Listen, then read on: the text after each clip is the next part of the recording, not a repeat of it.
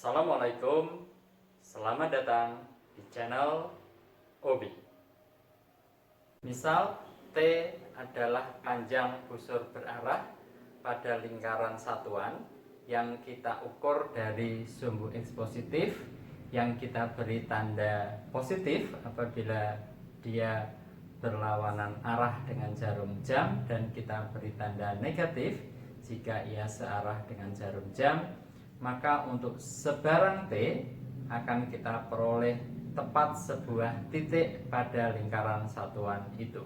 Misal titik P X, Y adalah titik yang bersesuaian dengan T. Karena P itu terletak pada lingkaran satuan, maka akan memenuhi persamaan X kuadrat plus Y kuadrat sama dengan 1.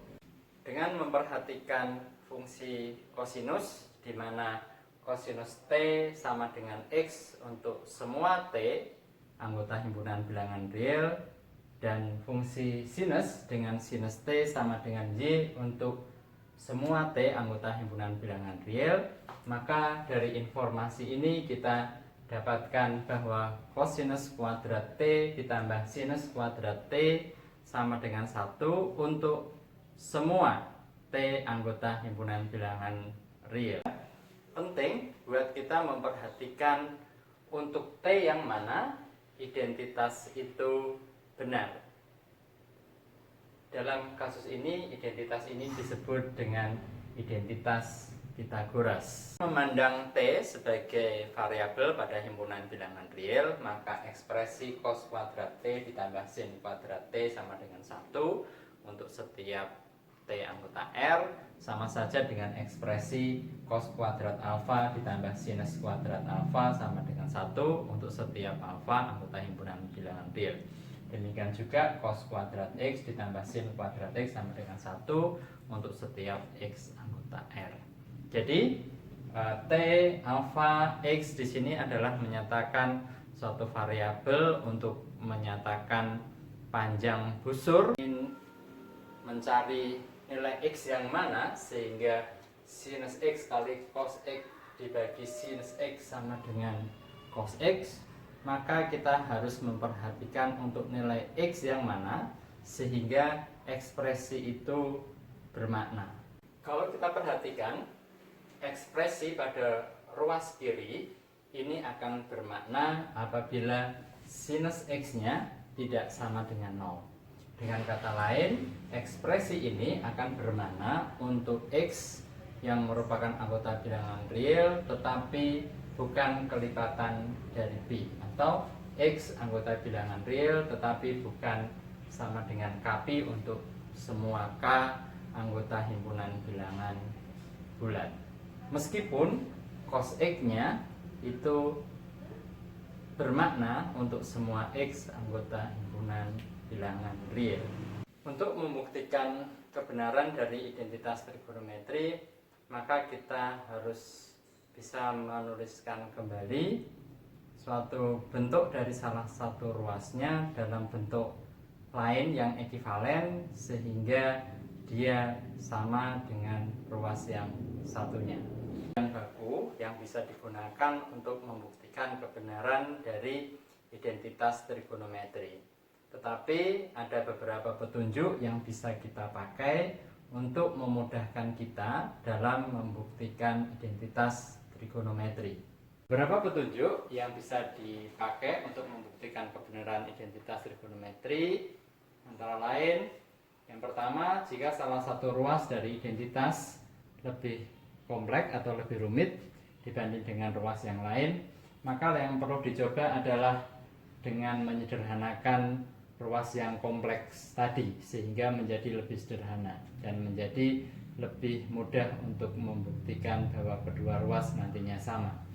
Berikutnya, kita bisa menggunakan operasi-operasi tertentu sehingga berbentuk jumlahan dari pecahan atau memfaktorkan atau yang lain yang mestinya berada pada bentuk yang bisa membantu kita untuk menyamakan ekspresi dari kedua ruas.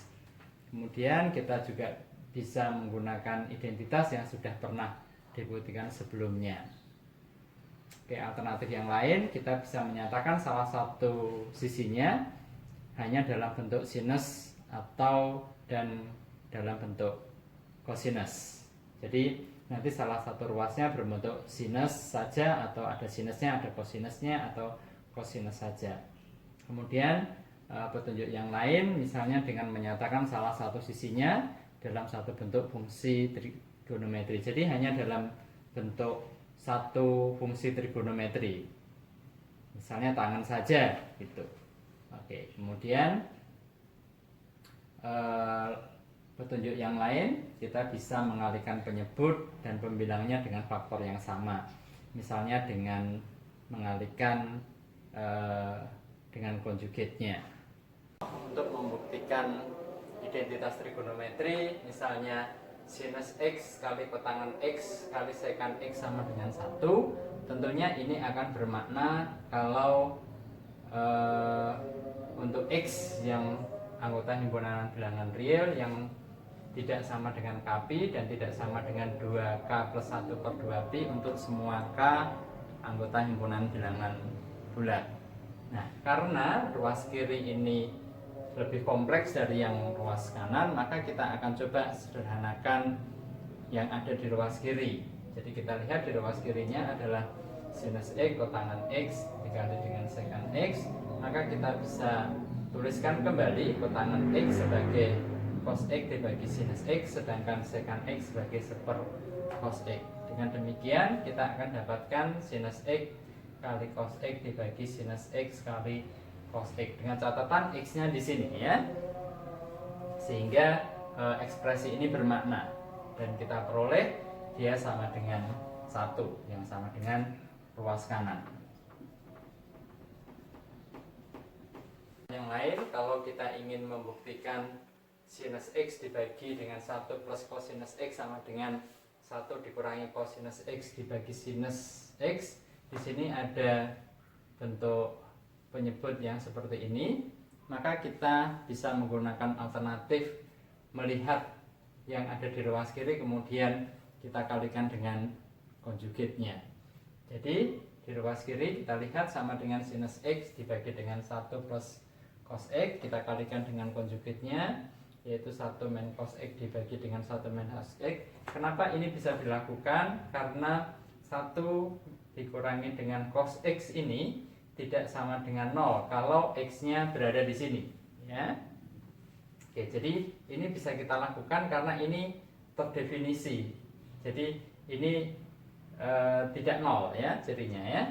Sehingga kita dapatkan sinus X kali 1 dikurangi kosinus X dibagi dengan 1 kuadrat dikurangi kosinus kuadrat X ya. 1 kuadrat sama dengan 1, sehingga kita peroleh 1 dikurangi kosinus kuadrat X itu sama dengan sinus kuadrat X, sehingga kita dapatkan sinus X kali 1 dikurangi kosinus X, sehingga kita bisa coret ya sinus X-nya gitu ya, karena sinus X-nya tidak sama dengan 0 ya, karena X-nya ada di sana, sehingga kita dapatkan 1 dikurangi cos kuadrat, dikurangi cos X ya di sini ya, 1 dikurangi cos X dibagi dengan sinus X yang sama dengan ruas kanan.